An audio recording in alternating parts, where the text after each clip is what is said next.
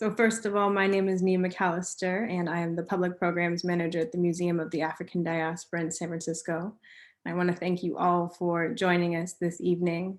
I often start these events by just grounding us in the space and the time that we're living in, and all of the challenging circumstances that we're navigating. With that, MoAD stands in solidarity with Black Lives Matter in recognizing and condemning the ongoing systemic violence against Black people.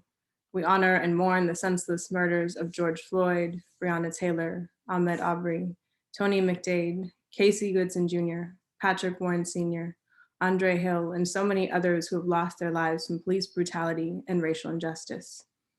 We want to acknowledge that unfortunately, as this list continues to grow, we will continue to say their names to bring awareness in the fight for justice for the global Black community. MoAD also stands in solidarity with the Asian American community as we recognize the recent but historic and ongoing nationwide violence, domestic terrorism, and rampant white supremacy. We're committed to working in community, to fighting for safety and justice for us all.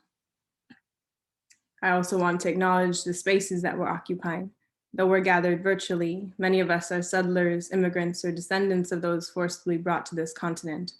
And our institutions were founded upon exclusions and erasures of the indigenous peoples on whose lands we are located. It is with deep respect that MoAD acknowledges that even in virtual space, we reside on unceded native lands and thank the indigenous peoples of the Bay Area and beyond who have stewarded this land throughout the generations. So with that all being said, I know this has been a challenging week, especially a challenging day for me, and I'm assuming many of you as well. And so this is a space for all of us to recognize our grief, our anger, our exhaustion, but also to seek comfort and joy in each other's company. And everyone is welcome in this space. And it's of the utmost importance that we can continue to center respect as we all share today. And I feel like these spaces really are a place for us to find community in art. And so I appreciate that. So I'll give a brief overview of the run through of the event before we jump into it.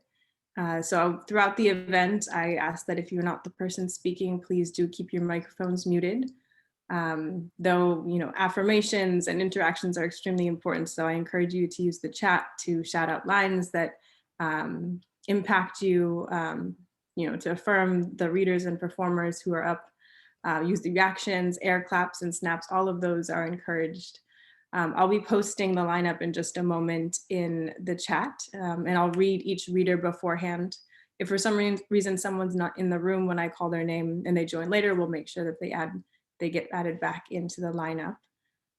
All of our readers have 4 minutes to share, and about midway through the event, we have our wonderful feature, Joshua Merchant, joining us. So I'm very excited to share this space with them too. So with that, I will introduce our first readers for tonight. I would like to invite up Lanisha and Zaria Murphy. Welcome. Hi. Yeah, okay. Time for bed, time to rest my head. I'll go to school in the morning, but as soon as I lay my head, the thoughts start thinking of all the things I dread. My stomach starts to hurt. My thoughts that I think are now written in my own ink. It's like a demon takes over my brain and makes my stomach churn in pain. The knots are too much to handle. Then God comes in with a candle. Tonight I live in his love. Tonight I look up above and I say, God help me. I don't want to be afraid anymore. All I want to is walk through your open door. You gave us the ability to rest when we want, but the devil tries to make it something that he taunts. I try to cope, I try to breathe, but I can't get it out of my head. I try to draw, I try to think, but I don't think to reach to you instead. God, please help me. I can't do this all alone. I think there is something that I need to know, something that can help me overcome my fear, but I feel like that something is just you being near. I feel like I can overcome this. I feel like I just can't miss.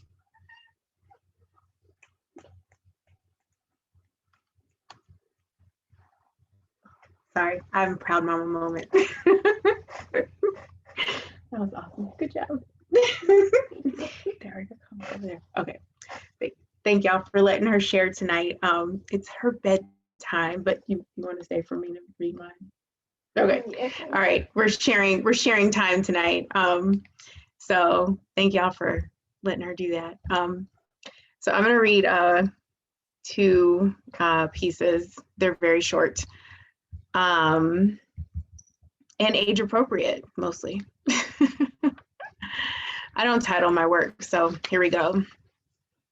She didn't realize how effortlessly her body moved to the rhythm, how she hummed every note and then began belting out the runs toward the bridge, her voice gliding instinctively toward the melody as though she had created it. She felt every word had written those 4-page letters.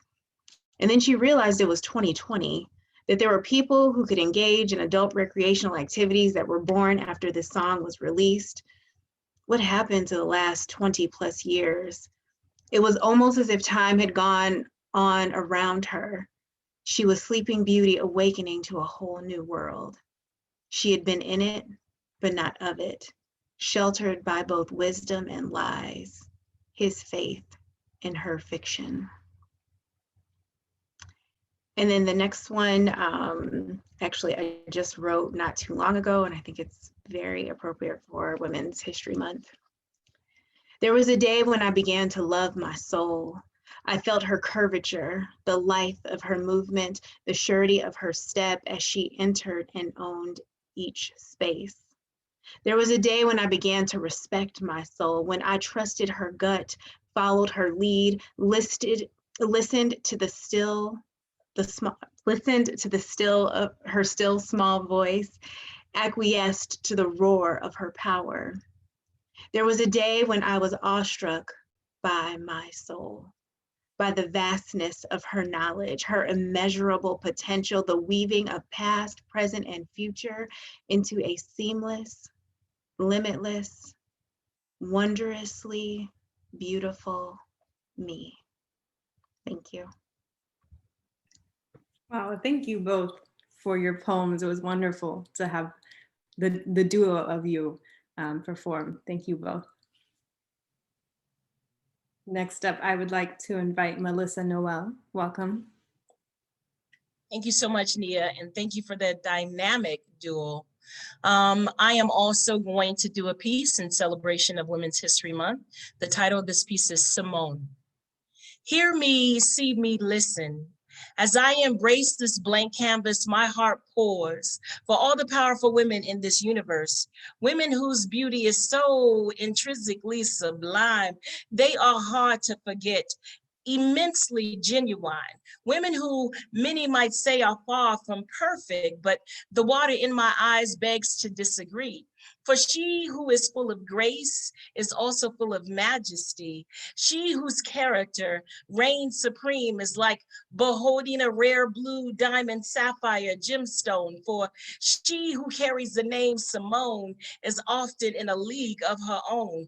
Way before Love Jones got on the microphone with Nia, sermonizing in melodic love tones, came Eunice Kathleen Wayman, AKA Nina Simone. Tryon, North Carolina, honey. Tryon, North Carolina, where her roots can be found, where the fragrant hibiscus and the prevalence of swamp milkweed grew all around. Nina's fingertips not only captivated the keys of her piano, but also her pen. To be young, gifted, and Black, with Weldon by her side, as well as Lorraine Hansberry, her dear friend. Brilliant, legendary, genius, where sometimes the power within grew aggressive, mentally exhausted, polarized by the gun in hand where other forces took command. That's the price we pay at times for being twice exceptional in a world that expects us to be linear and congenial. There are more named Simone who reign supreme, so much so that I can't mention them all, but to them, we bow and salute these queens like Simone Biles, whose repertoire houses at least 30 Olympic and World Championship medals. From the vault 2-floor exercise to the balance beam, where her double twist and double tucked salto dismount can be seen. From Ohio to Texas to Belize and the United States, so many places she calls home, so many places where her legacy is great, so many places where she is known. At the time I wrote this, she was only 23. Can you imagine how blessed the world is going to be as her power increases? Simone Biles is a kinesthetic virtuoso whose scholarly moves have surpassed high levels of staccato, unmatched and bold, so much so if gymnastics were a stiletto, Simone Biles will be strutting all over the flow, bigger than a 1972 afro. Hello. One of the greatest gymnasts to ever walk the earth. Greatest. And we are proud of her achievements and all the ways she has given back to serve. So go forward substantially with love, respect, and family. Without further ado, might I introduce to you Simone Manuel, hailing from Texas as well, the first African-American woman to win an individual Olympic gold in swimming, breaking freestyle records and relays with a spirit that just keeps on winning, determined to make a difference not only in her community, but even the world. I see you, Simone Manuel. This is our girl. One of Stanford's personal bests, and even the NCAA convincing our youth that talent can be demonstrated in the water in so many ways. She understands the racism that has polluted the pools in America. And that's why her voice is being elevated to platforms of social justice. She is speaking up and speaking out with purpose. With that said, with all her luscious, beautiful hair on her gorgeous head, she recognizes the importance of Black hair care and offers advice on how to condition, style, and wear. We look forward to seeing more of you and appreciate all your accomplishments.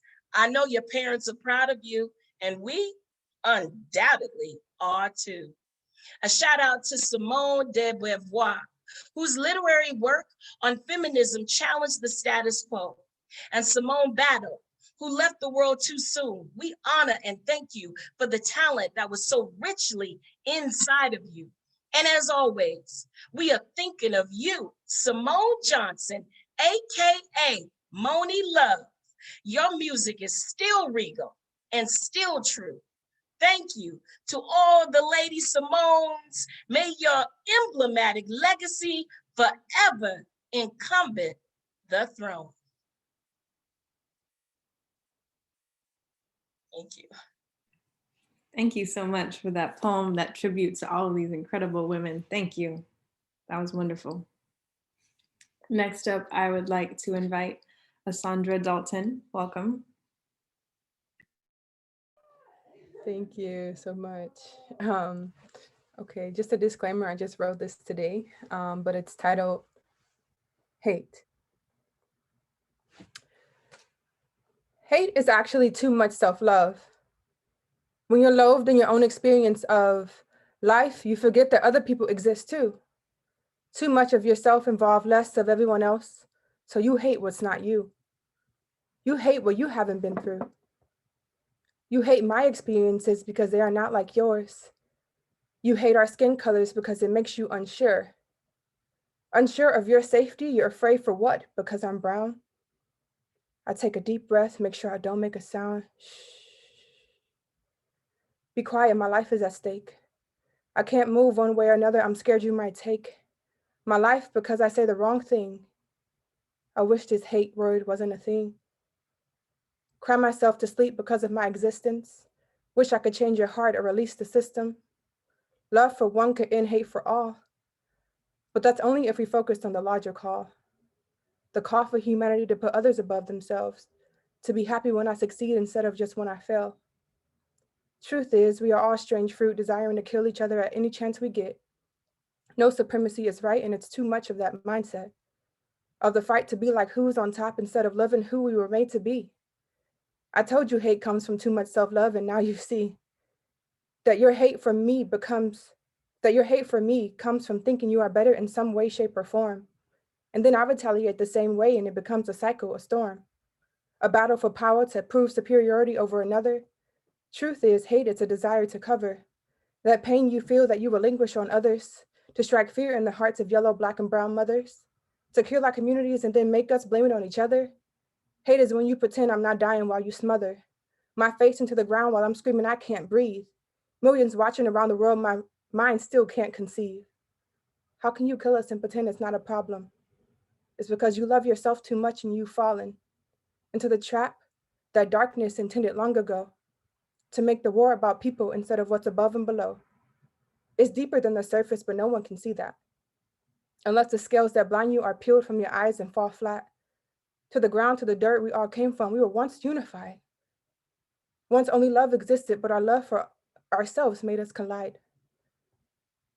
Picture two brothers in a garden sharing the same dirt that we were made from. But the desire to kill overlooked the desire to love. It's the same today, though we try to make it different. I hope one day we can see that what really makes a difference. Hate is not just the battle of the elites and the poor or racial hierarchy. It's a fight of God and Satan, a division of darkness and light, not just political parties. Hate is a disease that needs a cure. Hate is a battle that I can't fight anymore. Instead, I choose to walk in the battle of love, but not of myself, but the one above. I hope one day we see that our blood is the same. I hope one day the tears on my pillows produce the change, because teardrops produce purpose from our pain. Even when hate is an option, love will always remain. Thank you. Thank you. Thank you so much for sharing that timely, relevant piece, and very impressed. This is a very new piece, so thank you. Next up, I want to invite James Cagney up to the mic. Welcome. Hey, good evening. There we go. This poem is called Ideas of Home. Amethyst-eyed peas like bowls of coins, salon pink styling rollers and fried transmission plugs, pubescent plums and nectarine trees shivering rain, a congregation of turnips in worship of the sun, toasted bread glowing mineral rings of butter, repair manuals like Black Bibles in temples of engine oil, the hound dog driven mad by rioting hooves of thunder, begs our boiling fish tank as therapist and fish aid, and sleep aid, then dreams of swimming underwater with a pack of sea lions. Our living room's climate of ice blue cigarette smoke claws the air. Philodendrons drop climbing ropes of leaves to sip pot liquor off greens. Imagine boxing gloves of uneaten ham hocks and a hot comb exorcism of naps. Imagine your father ducking chandeliers, dismounting a horse with no name in a miracle of tears, speaking in tongues of forgiveness. Our ideas of home vanish while we live it, like a gurgling gumbo pot, reaching with its bony fingers your hand.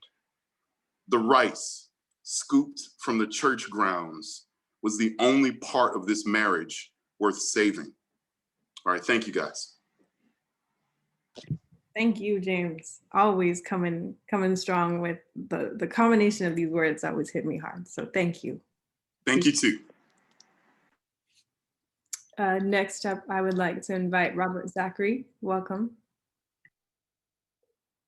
Thank you.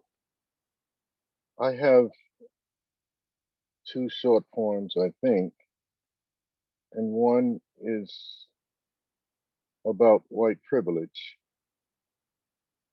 And it exposes me that I have never believed in it. To all my dear Caucasian liberal progressives, combined with savvy, maybe intellectualized Black intelligentsia. White privilege died at the January 6th Capitol steps. Window smashing ideas of lost theories gone sour, bracing break-ins with doors unsecured. White supreme beliefs carried over from medieval South Confederate mosques on Jim Crow, false brother man instigation, alienation, weaving untangled locks, disguising clan-like DNA. Theorists ascribed undocumented toward W.E.B. Du Bois, his descendant souls of Black folk totally bypassed on his true meaning of a talented tent. So a propped up, falsified theory for a PhD candidate leaning corpses on phony please platters signifying. But white privilege died on 6th January, view 2021. Was white privilege analytical mincemeat pies rising on scorched white male semi-falsified superiority, upholding debunked enslaved serf theories, dead, died since pre-medieval draconian times, toward light years with manifested prophecies on 6th January, within Capitol halls and stairs, turned into dreaded hiding places, somewhat brought on by white liberals' refusal to admit a verified truth. We were justly following on the heels of competent leaders, risen from those designated as the dry bones people, sacredly laid upon by refined Black women, banishing a roll call within the millions, on the same day coming forth from the ancestors behind Black women fortitude from birth as the healers, 2 Georgia senators chosen the same day. White privilege died at the feet of the People's House, January 6th. Like I said in Ode of a Stranger, integration died on the telephone. White privilege died on 6th January 2021. The second poem I wrote in around 1976 to Black women. She be plain, simple Black, a rhyming natural rhythm about her, a kind spirit in the center of her existence, a firm pillar in belief. When her mouth opens, whispers wisdom, wildness flows. All she gives come in compact wholes and rhyming rhythms. Prologue to the first. These words simple they be about you and the way you be, the way you live, making it for our future selves, that we may know all in one breath. Many times we wonder how to know you, touch the hidden knowledge of your mind wells, cause you give us usual, unusual, normal, unnatural feelings in the way you move in your sun body. We hear you silently singing, calling us home. But trees bent on fertile ground while I was busy over town, living, jiving. But you sent something strange out to us, hard to explain, something beyond beauty words and weak love on popcorn sticks. You done something to us like voodoo, hoodoo libations, magic from voodoo strings. It, yeah, you done put a spell on us, rubbed the fixin on our skin like voodoo strings and dreams. Voodoo root medicine got us in a coma calm. We couldn't break away even if we tried. Make us want to say we never leave no more. Yes, she be plain simple black, a rhyming natural rhythm about her. She brings peace after sunsets and rhyming rhythms. Thank you. Thank you, Robert. I appreciate you sharing those poems. Next up, I would like to invite Avacha. Welcome, Avacha. I'm surprised with a mouthful of food. Oh boy. You want me to Thank come you back for, to Avacha? you could, yeah, give me about 5 minutes so I chew this food. Okay, Thank you. Norm, are you ready? We must be eating the same meal. Nope, I ain't sharing. Okay, so here we go. I have two pieces. First piece has never been read before, called Falling Down. Nightfall, soft as down falling. In between time, listening to light crossing shadows. Less sound being quiet, silent as owl's wing. A falcon gliding against the wind, no effort. Agitated prey, give themselves away. Patient, waiting, silence. Senses heightened, watch from beyond vision. Listen for stealth. Shadows creep towards dreamscapes. Still enough dusk light, think you can see straight through creases in the wind. Orange, red, magenta strokes paint the horizon. Winking stars call for night to fall. Second piece is called In Time for Life. Awareness moves through nows with confident agility. Time moves straight like wind-blown dandelion seeds.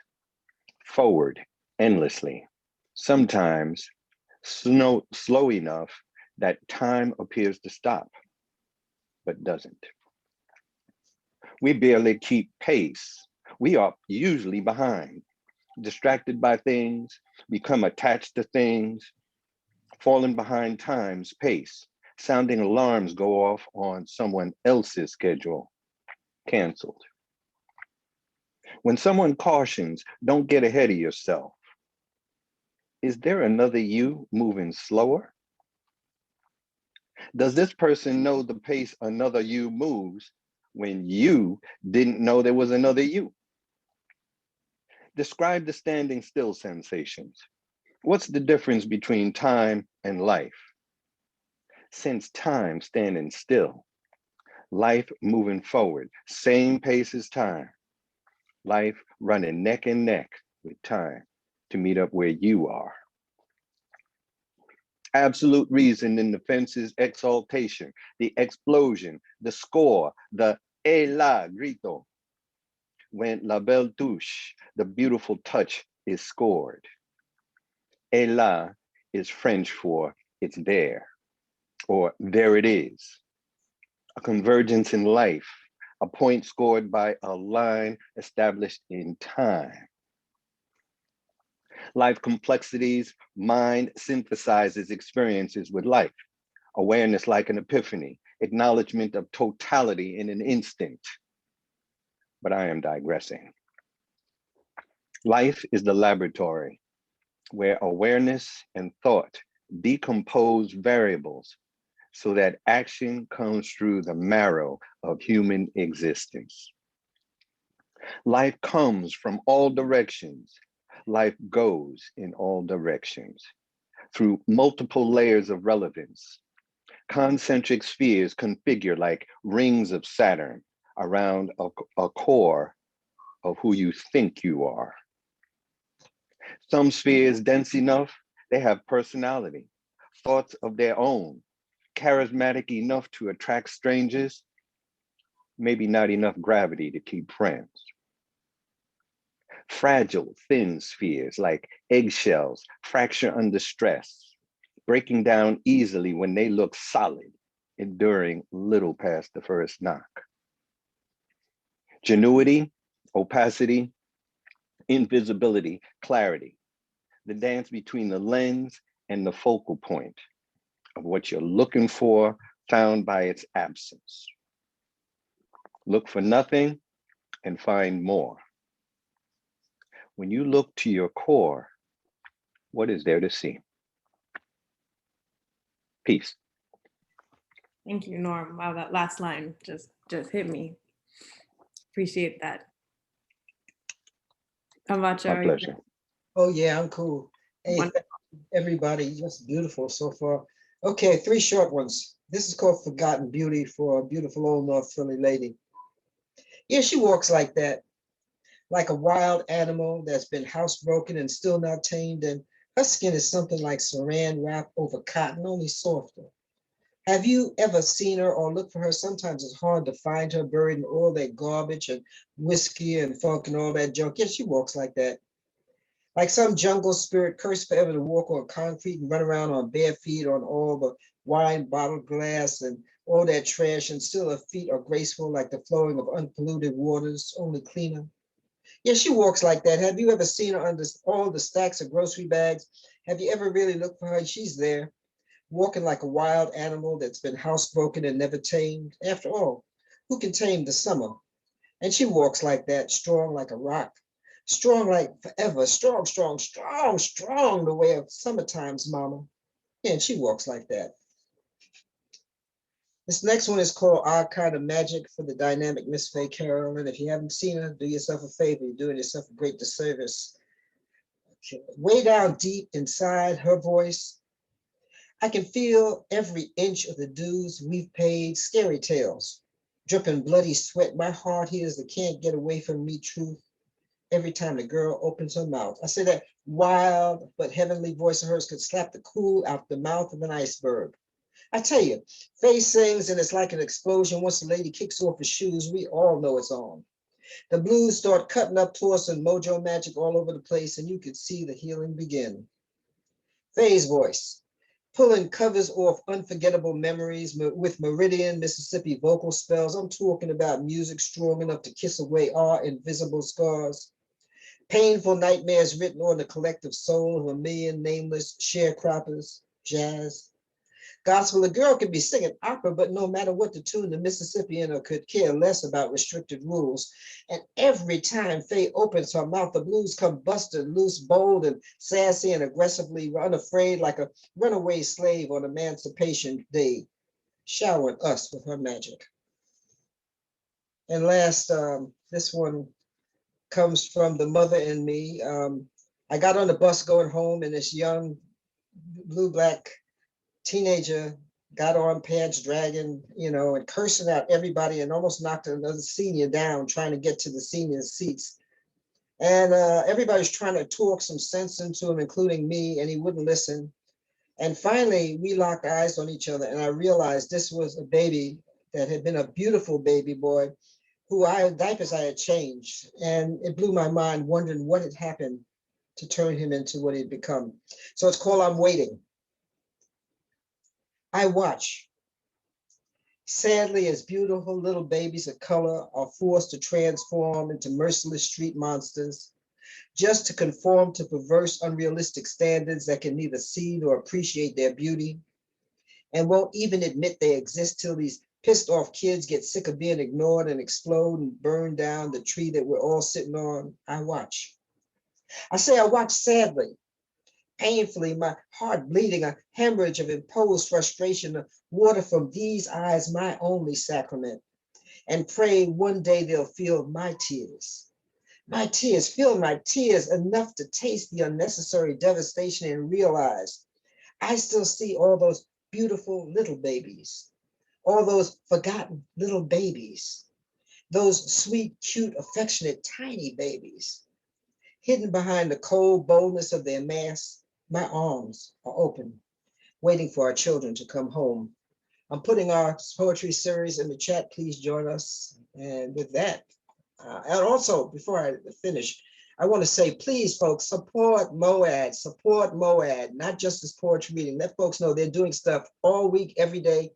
Support MoAD, we need them. Thank you so much, Avacha, and for your words of support. We really do appreciate it. We are doing a lot of programs, so I do encourage folks to check out our calendar, as there are many things beyond just this series, as Avacha said.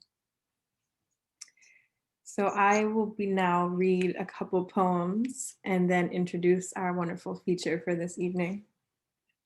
So I have 2 poems for you. The first is entitled "To Build a Revolution in 7 Tongues." It's after a piece of artwork by the artist Ellen Bepp entitled Unity. 1. Bless the earth we borrow time from.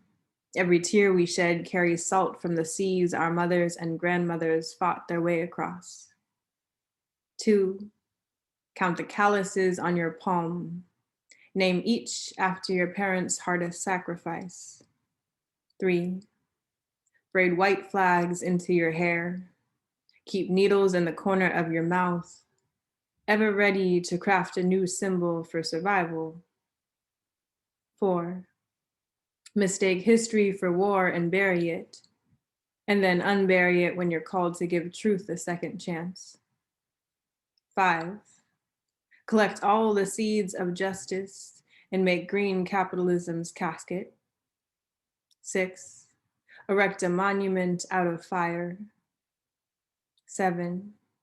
Call protest by her nickname, Unity.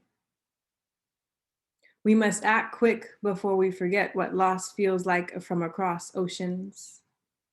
We must rebuild futures in our communal imagination. We must grow certainty in liberated gardens. We as in oneness. We as in we are all parts of one another. We as in tomorrow's world is ours to build. We as in there is no freedom without each other. And this next piece I haven't read in a very long time, but it's one of my first and favorite poems. Shout out to my mother who is in the audience here. This is entitled My Mother's Garden. Like morning, she rises. Full of light, she rewrites the sunrise each day. Her name is the place between home and homebound. She's my favorite place. Smelling of sweet breezes, fresh earth, ink and spices. She's a glass deliciously full. Your favorite song with just the right rhythm. A new pair of dancing shoes with just enough room to grow into. She carries herself with a special kind of optimism, tending to her garden with the hope that each year new buds will come back, collecting seeds with the promise of new growth. We are of the same garden. She planted her roots in me, teaching me how to blossom. Gardens have seasons, yet she's always in full bloom. In a word, she's perennial, permanent, unceasing in her love. Dance, mama, like the flowers are singing for you. Thank you. And with that, it is my honor to introduce Joshua Merchant, who is our feature this evening. Joshua A. Merchant is a native of East Oakland, exploring queerness, Blackness, and the complexity of their intersection through literary arts. Merchant has had the honor to be published as a finalist for the June Jordan Poetry Prize anthology, Walk These Streets in 2007, a collaboration with Alice Walker and OUSD. Welcome, Joshua. It's wonderful to have you. Thank you. Thank you for having me. And everyone's pieces was really beautiful. So thank everyone for sharing. And I'm going to start reading poems. So this first one is called Tiny Crowning Homunculus. Maybe I was dropped on my head. Doctor said, whoops. Father said the horn was the most hideous acts of ungodliness he had ever seen. My mother called it crown, told me to use it, is my birthright. Maybe that's when the shrinking began. Grow feathers and your God doesn't teach you how to fly, but says you are sick for walking. Shake glitter from your wings and still, obviously, the flu. He makes you a soup with a vial of his tears and fingernail clippings he made you pull from his back with a pair of tweezers. Each moment an unforgettable choir. Each moment a thick chewing. The wet sloshing of a pocket blade sunk in and snatched out of a belly repeatedly, and voila, I am the tweezer. What's left inside, at least. I leave the nest looking like I belong in somebody's gold chariot, somebody's museum, somebody's fantasy, but the size of a grape nut. Naturally, I settle for somebody's mouth. I suppose that made me a nightmare. Imagine that. A nightmare in loop, in bloom. I was almost godly. I know this by the way he initiated I'm not the nigga to love, his third night rising inside me. I was almost demonic. I know this because you blew me a kiss or a fist and I almost threw you a mushroom cloud. I was almost human. I know this because I bled. I kept bleeding and I didn't even notice. I was almost nothing, wasn't I? I was, wasn't I? Your favorite? This next piece is called The Middle. In the beginning, a name. In the beginning, a pitfall or pit stop. Who doesn't love a project? Didn't know I had one. Had to ask moms how to spell it. Wanted to show my love one day and spelt hers wrong. She corrected us in one swivel. Couldn't share mine on the playground out of fear of it being flogged. Spared me the cruelty of closeness, the insanity of drawing blood if it means I get to be held close. There are niggas who would love to call my clumsy wonderful, would tell you I was moving too fast, but never saw the value of brakes in the first place. Eventually, my head caught up with my ears, yet there was no pocket watch to tell me. A wise man once handed me a pill and I forgot to ask for a parachute. There I go again, assuming, as if he didn't need it, like I need it. My name, coexisting despite the allowance of my fear. Still, the cliche happens when he is close enough for me to offer it. And he says, well, isn't that a bit on the nose? This next piece is called Adonis. To be desirable is to not only attract the beautiful, it is to attract the starving, dehydrated. It is to attract the savage and wicked whom at times are just as beautiful as you. A blessing with no instructional manual is a curse. So to the next brown bunny with edges so smooth your father is convinced you are of another egg, I leave you this. Beware of the man who refers to you as a tall glass of water and shares your reflection with his toilet, holds you by the waist whispering a mother's chant, bundle of joy. Look for the axe behind his eyes. You are Goodwood, the one who wants to carry you all the way to a cliff. tosses and catches you by the collar with the same hand, boasting of how he saved your life. One man told me he could split and devour me for hours, and I swear to you, I almost disappeared. Till this day, I wake in the morning and stare at my hands, making sure my miracle still is. There are worse things, though, such as not being able to recognize your own beauty marks, to wait for a man to point to them and say, wow, only for you to respond, I know. Funny joke, right? This next piece is called Black Gums in the Wake of Overpriced Streaming Services. On a good day, I want to be the version of myself that only breathed because my mama planted a jewel that split open through the pressure of what she always knew would give. On a good day, the apple which fell from the tree is just that, no rolling head in its place. I look up in the morning and the sunrise isn't a blink away from a hacking cough full with plastic phlegm, bloodied and unforgiven. But there are moments I think of her body, frosting the window before me, and every appendage of me is tooth and claw. The irony is in where she died, a care center, where a milk-bathed nurse warmly greeted my brother and smiled at me like a hungry jackal, a place where she was treated like the royalty she was when we dropped her off 2 winters ago, only for us to find her in a wheelchair past her bedtime, the only light in sight shining from the TV my brother gifted.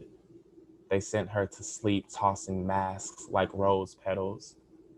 Today I watched a show about a child who tried to save herself, her family, and the world. In the end, she found she was the void. I believe Mama knew she was heaven before she made it. Yet there are moments I want nothing more than to be just that, an unhinged jaw, where everyone responsible for Veronica's death is a corner store chewable, mint condition, hurts my jaw, won't digest properly. I swallow anyway. Show me a glass house and I'll show you a crime scene licked clean. I must be fresh, ain't I? Are my teeth not the pearly gates? They must be. Somehow I smile today.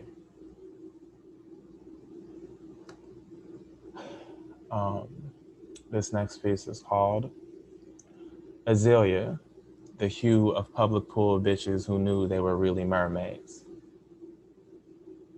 Azalea, you emerged from the blue in 1991, in a world where others will try to tell you how to pronounce your own name, how to represent what you were born into, how to honor that within your proximity. The glitter in your scales catching moonlight, you, like everyone else, wants a way in on what sea sails when we sail past the seashore. We taught ourselves to swim. Do you remember the first time gills sprawled across your neck? For me, I was at an amusement park, Lagoon, Utah. Maybe the effulgence of the inflatable donut wore off. Maybe watching others made me feel like a floating sycophant. And there I was, under, paddling, kicking, gliding under all the way to Fremont Pool, a newborn flex, my closest friends, midwives off duty. And there we were at Temescal and PE, playing in the shallows because with no formal training and a little know-how, that's what made sense. 3 feet worth of lessons before the week ahead where Miss G's hand is an obsidian one, pointing to the other side, where lessons 3 feet taller than me reside. And there I was, the scabs on knees and stitches where shins splintered from years spent crawling on land, dying to be where the people are in full bloom. Streams of blood spooling from both legs until they were webbed into one before my very eyes. Some asked me to join the swim team, and I laughed because what the fuck do I look like?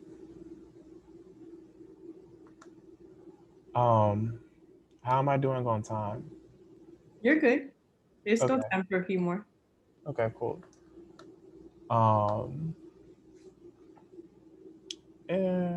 All right.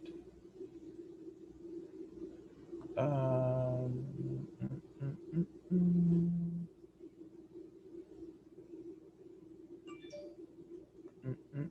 mm, mm, My bad. I'll read this poem. This poem is called Distilled. A boy walks home alone at night carrying a 12-pack of water. In the South, at this hour, he is one of the few walking, and cars drive by. One of them honks. Who's to say it's not at him? A girl drives home alone at night, blunt in hand, half a liter of water on the passenger side. Who's to say what's healthier for her, sedation or hydration? And the boys wait at the bus stop. Who's to say the wheels on her car aren't records she refuses to scratch? A man is home alone at night, a bottle of Hawaiian punch in the fridge. He's praying to God. Who's to say he isn't one, on his knees in remembrance of his name? His tears aren't red nor sweet, and the water from the tap is questionable. A woman is home at night, can only swallow if thickener is placed in her water. Who's to say she should still be here, swallowing what feels like syrup in a crowded hall of wheelchairs and Dateline TV? A man is telling a boy that his views on water are dated, that the government puts things we don't want to, that the government puts things we don't want into things we need. The boy tells the man the government can also make your water brown and charge you for the bill. The boy turns to the girl asking to hit the blunt. The girl replies, "Why are we always so thirsty?" The boy says, "You right. Let me get a swig." She says, "That's not for you," and drives away to visit her mother. The woman, who's raising her hand to grab her cup, is being told to slow down with the liquor because it's not going anywhere. No one wants to say that she might, until a girl walks in with a half a liter of water and says, "Here, Ma, drink some of this." Um, um, More poems, more poems. Um, this piece is called "On Forgiving the Man Who Altered My Blood." Who was I but a glass of water, unable to exist without a pair of lips, a box of grits dredging my mattress. In my mind, I was singled grain. Boy, did you prove me wrong. Boy, how we multiplied. This must have been the fire Mama warned me about, a torch of God welding our faces together into something unrecognizable. All I want is to know or remember our name, our smile, laughter, our freshly lathered and rinsed skin, where our letters in the alphabet start or begin, to be able to taste the memory of us without my eyes, loins, mind, body betraying themselves. There are days I wake and the whole of me wants to put a hole in you, but with so much to recover from. And I cannot add a body to the list when ours was the first. The Black body is so rich, and the fucks we give can pay the morgue, and what we think is love can turn a vein into quicksand. And because we are, I must find the honey left in me to pour into you, for me, for us, wherever we are. My double, my doomsday clock, my coffin, my candle.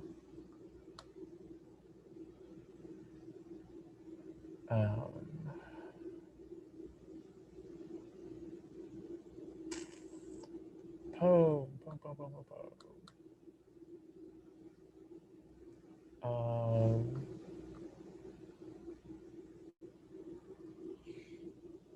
When you hear the joke, cocoa butter smells like poverty. The punchline is you imagining yourself dancing at Magic City, making it rain cocoa leaves, chanting, dirty money never smelled this clean. I'm the moisturizer before the soaked thong. I provide an experience more expensive than my clothes, and you are allowed to show up as you please, a baller, a scoundrel, hands of pre-mixed skim milk, and still I'll take them with a thigh, a cheek, a lip, my own softened palms. All you have to do is prove you want me to. Show me the receipts.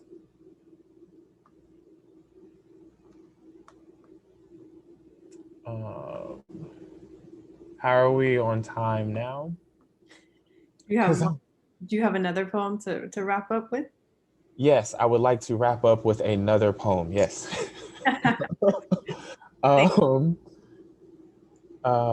And again, thank you for having me. Thank you, MoAD.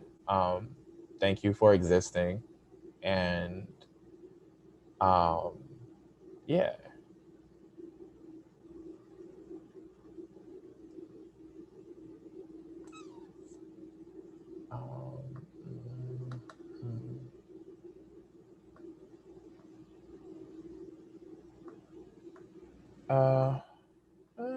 I could close with this. This is cool. Okay.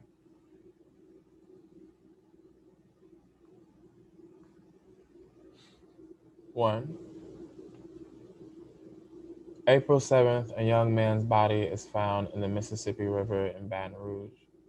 He is 24, has braces, may have passed the brown paper bag test back in the day, may have not. None of that matters. What matters is he went missing April 3rd, was last seen by Ken jogging. This is the only info I could find. His name. 2.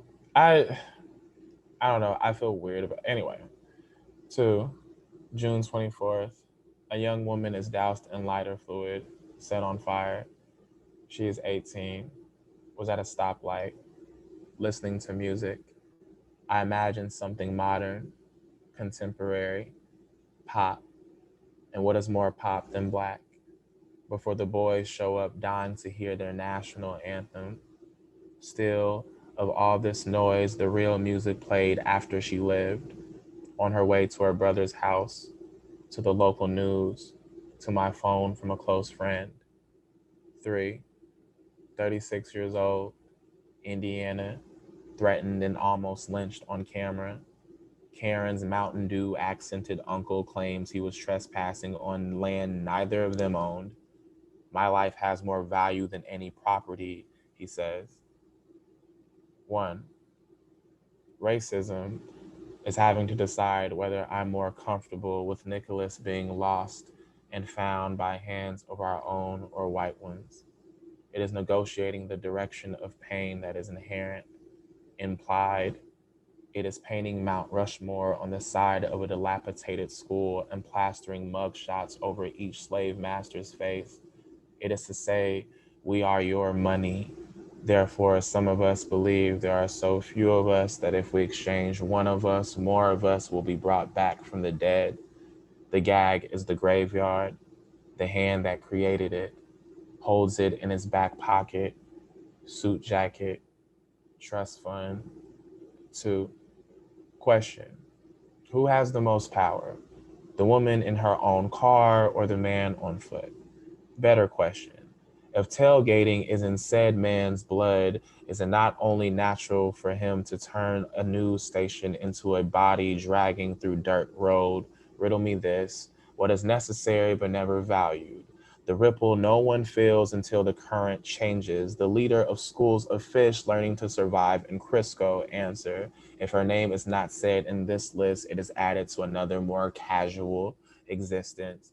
Existence while Black. Existence while woman and Black. Solution.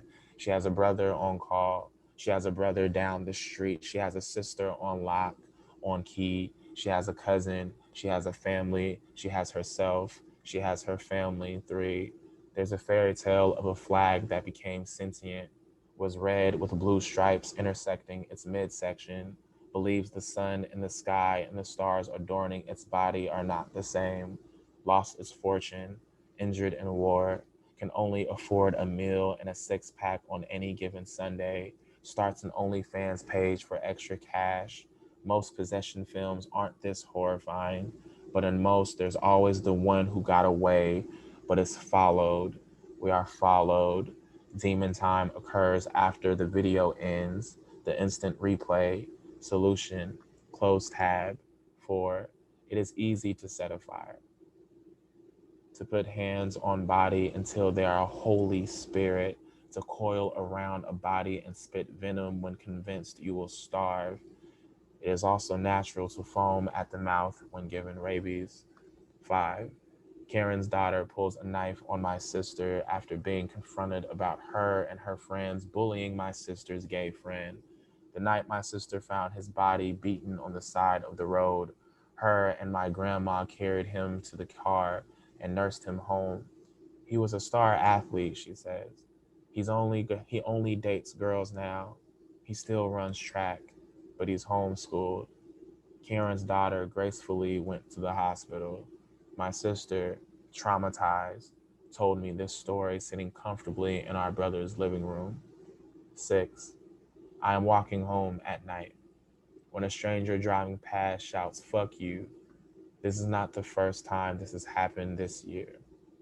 It is at the moment I'm reminded, it is at the moment I'm reminded of my edge, the settling reality that historically has been a curse turned blessing.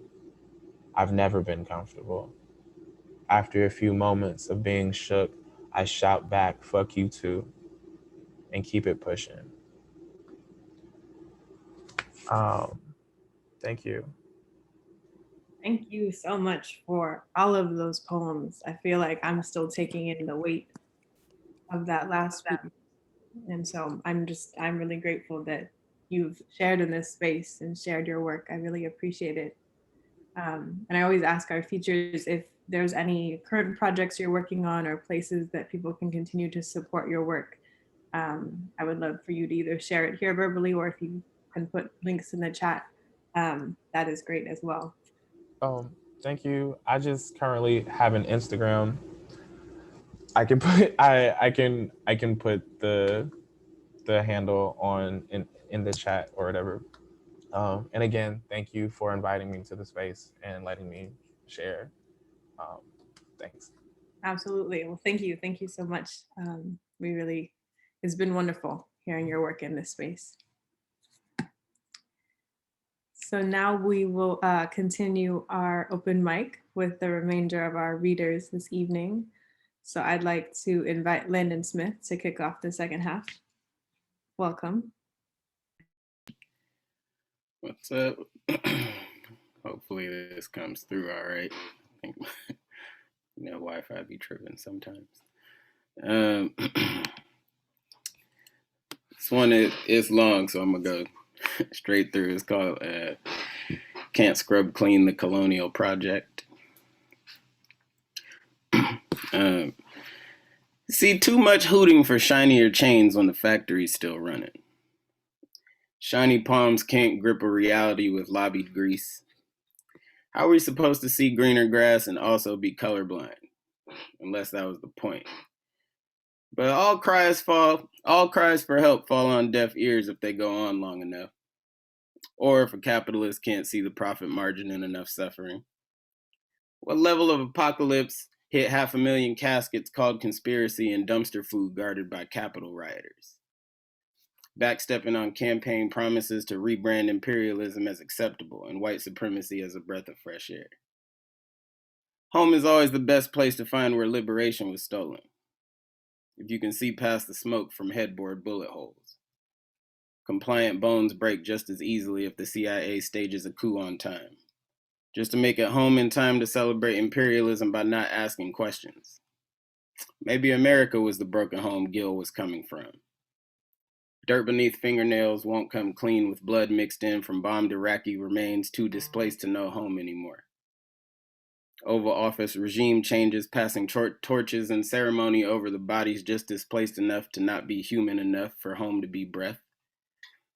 Grandiose notions of patriotism piled into tankers and squad cars to baton a protest into a Senate bill's seat cushion.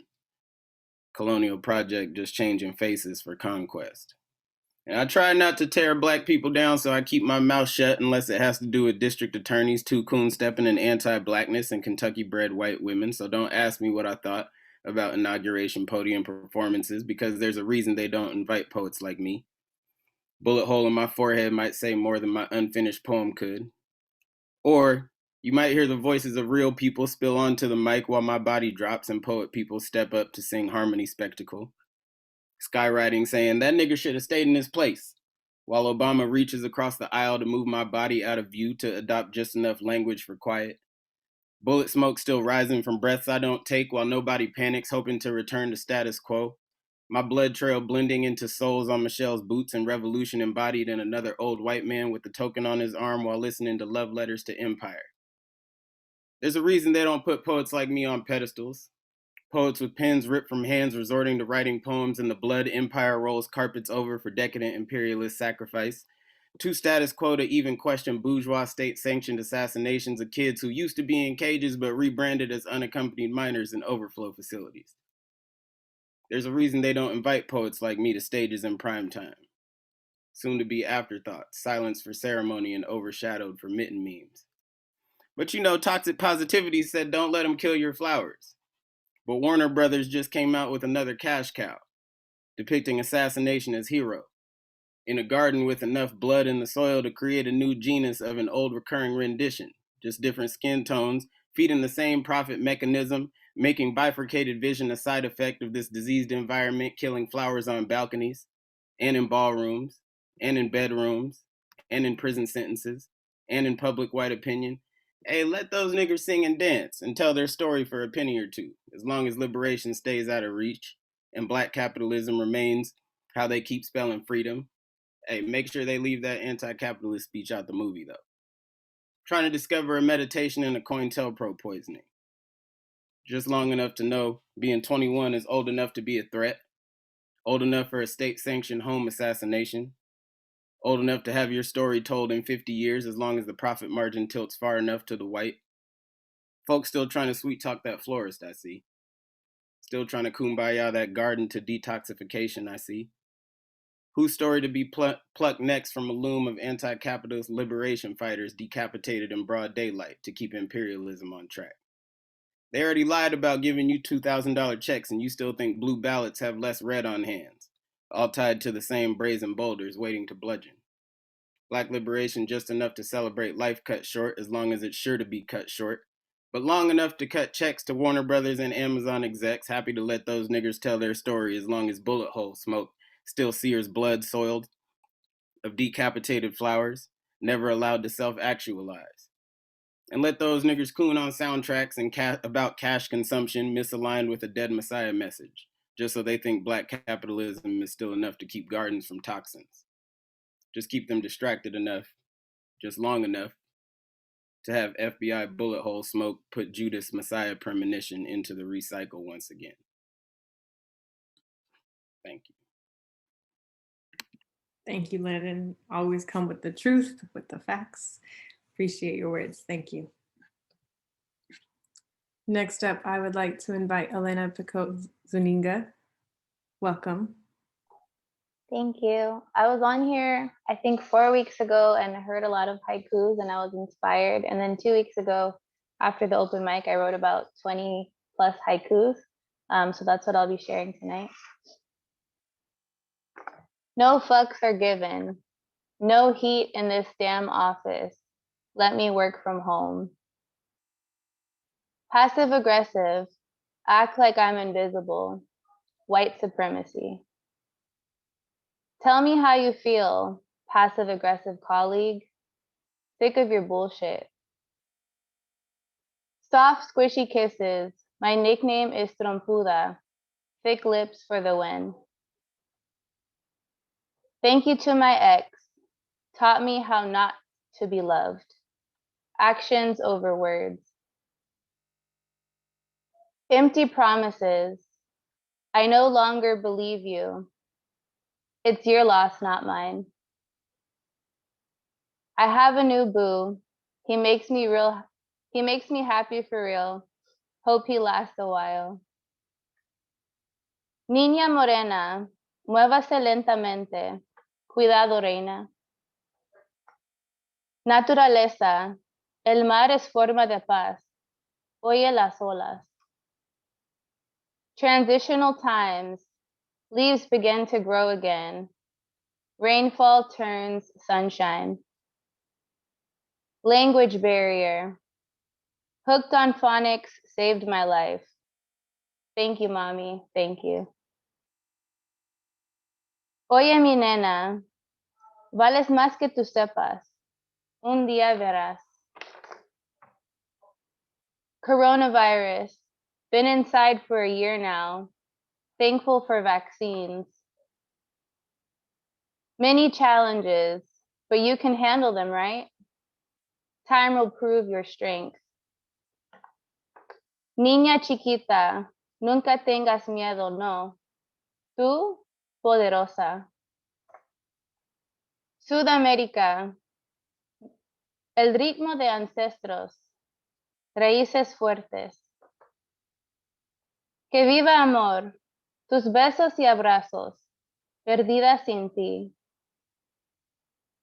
Ten confianza, mi niña morenita, eres tan capaz. Oye, mi nena, este mundo es tuyo, haz lo que quieras. Mi amorcito, solo quiero saber, ¿siempre me quieres? Día por día, pedazo por pedazo, eso te crea. You only live once. Birth, you live your life, then death. Grab it by its reins. Speak up, use your words. Closed mouths don't get fed, point blank. One day you will learn. Fragile emotions, trust is easily broken. Don't take for granted. Thank you. Thank you so much, Elena, for all of those haikus. That was wonderful to hear the range of them. Thank you. Next up, I would like to invite Andrea Jacobo. Welcome. Thank you so much. Beautiful poems tonight. I'm floored. And the haikus, in the bilingual haikus, thank you, Elena. I have 3 small pieces that I want to share. I'm gonna share them. I'll see what, okay.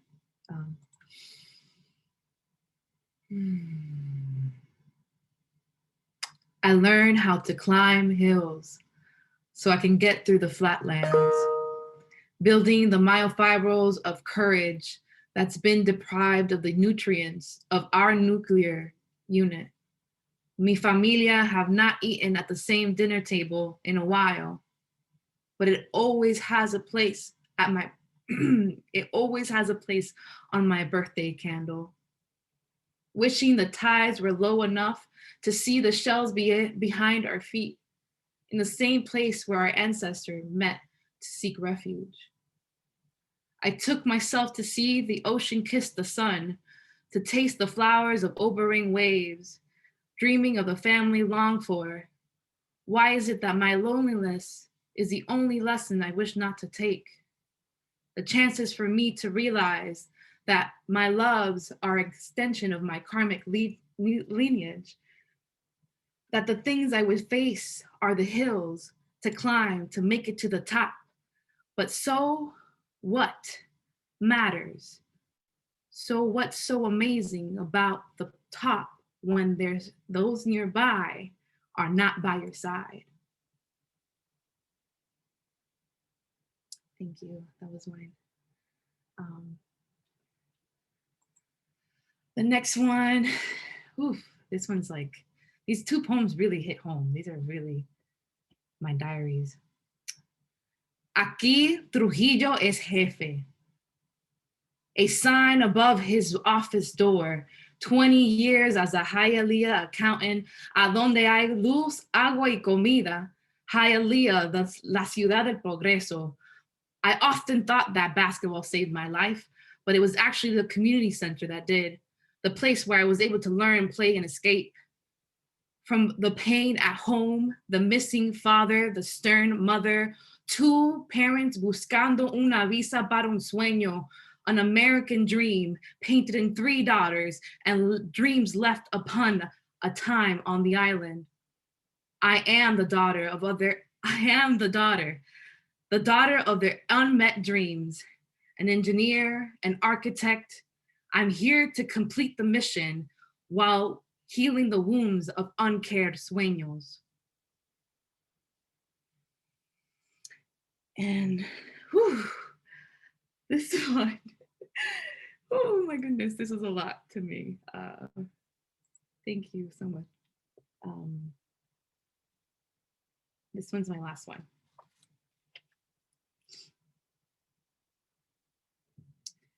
Siempre fue una niña triste. ¿Por qué, mami?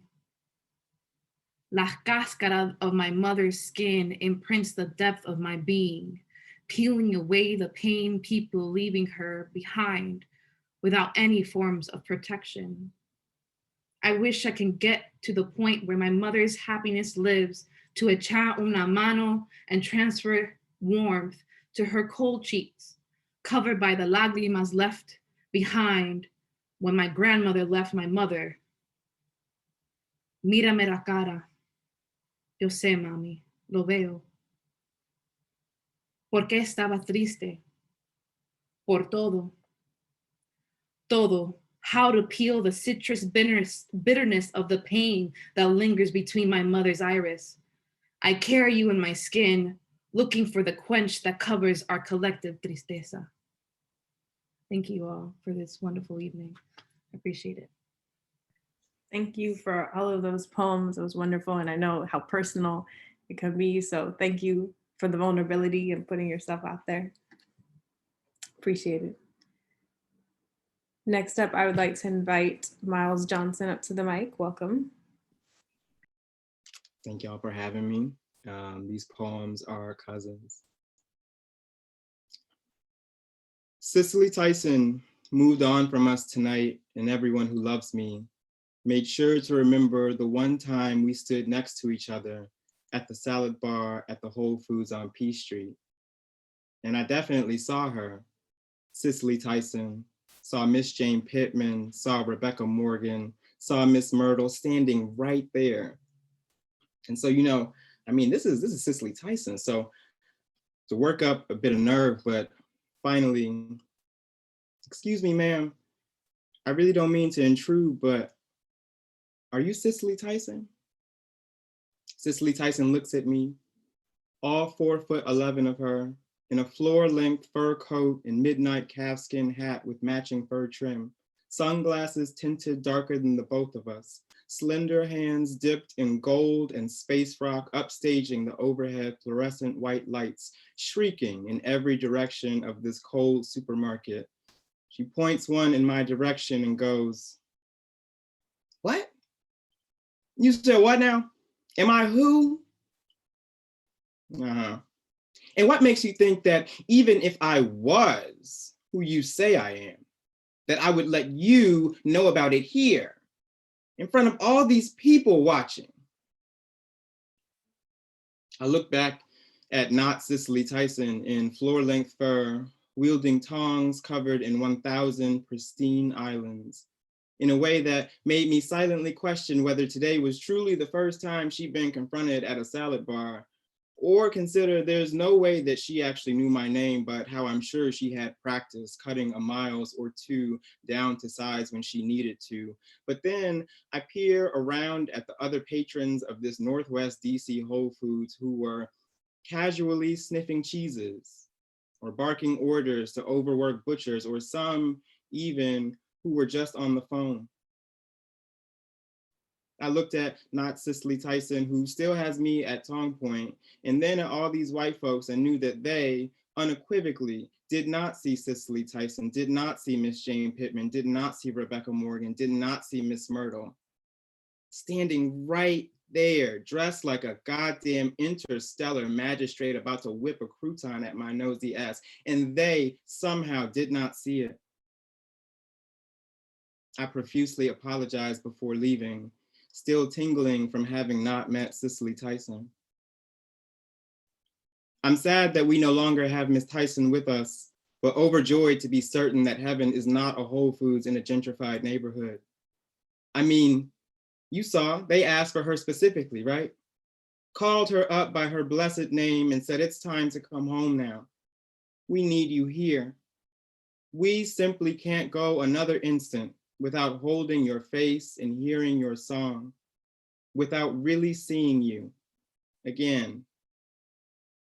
What about that for us doesn't sound like a better place?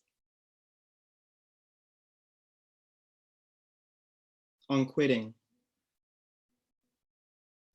I don't know that I can comment on any given apocalypse, but I'm confident the dystopia is here. It ended up being simple. We'll kick ourselves for not seeing it coming sooner. Continuation, that's the dystopia. The never ending is the grayscale nightmare, is the never waking up. Onward is a motivational direction given the same way that a cyanide pill is an antacid tablet. The NBA basketball analyst begins the sentence with a chortle, the sound of a brick against a pane, then an itinerary of missed time, then cataloging of missing inventory, absconded labor. Well, Doris, and to all the viewers at home, that's what happens when you miss 11 consecutive games due to coronavirus. You continue like the ball player, like the carpenter ant, like the flood, like the robber baron, like the love that levies the neighborhood, like the sentence. I don't know that change is the only constant as much as the only thing we routinely recognize as both everywhere and always are endings. And the only good part about endings are the beginnings they birth. So why not focus on anything but the wide mouth delta, the watery equilibrium, the difference? Last year, we began no fewer than 300,000 times, and we ended so many more. This year, we are focusing even more on beginning, and again, have lost track of all the ends, have abandoned trying to ever know the grief of stillness. Growing up, my mother would often tell my brother and I to go somewhere and sit down, boy. And I genuinely ask, what could possibly be more liberating than your mother telling you to spread yourself wide like dandelion, to plant your big toe in the earth like, of course you are entitled to its nutrients, to have her turn her back to you and know that when she returned, you would be there, sitting, humming a song in the sunlight for no good reason at all. Thank you. Thank you, Miles, for both of those pieces. I feel like those last lines really warmed my heart hearing those. Thank you. So to close us out this evening, I would like to invite up Nazila Jamison. Welcome.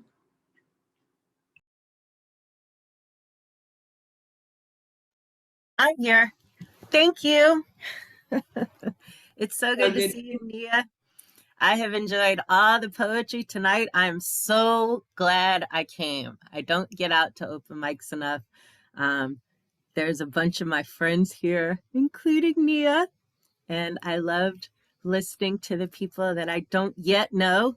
So I have 2 poems. They're not very long at all.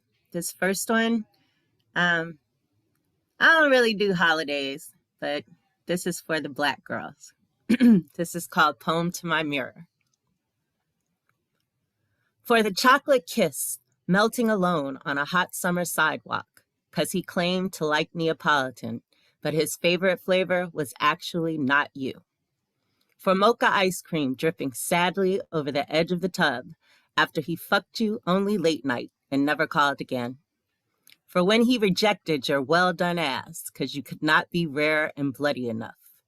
For full shelves of dust-covered tins of rich cocoa and waiting lists for butterscotch and vanilla extract. For you, Black girl, crying inside when he told you he prefers Jewish girls 'cause they smell like strawberries, standing outside of his life 'cause you aren't pretty enough to take home to his color-struck mother. For you, mahogany, ebony, onyx panther, you are the foundation upon which galaxies are suspended. Sun swallower and color fusion, initiation and conclusion of everything. Omnipotence is no consolation, will not rescue you from the tower of loneliness you have come to call home. But go on, paint your eyelids sunrise and your lips bright coral. Adorn your fingertips with passion fruit and your toenails with blackberry wine. Wrap yourself in molten lava and be a volcano. Be the universe, encompass the world, and let that tide you over for now.